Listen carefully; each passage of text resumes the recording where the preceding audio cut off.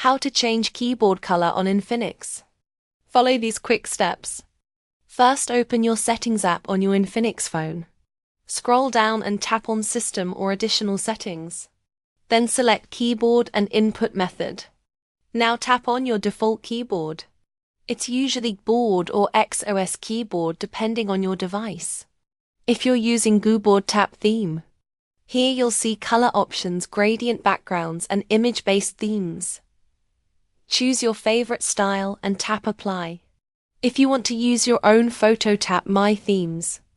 Then select an image from your gallery and adjust the brightness for better visibility. If you use the XOS Keyboard, tap Theme inside the keyboard settings.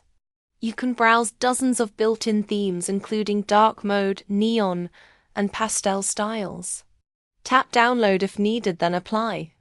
Once applied, your keyboard color will change instantly across all apps. You can switch themes anytime to match your mood or wallpaper. Thanks for watching.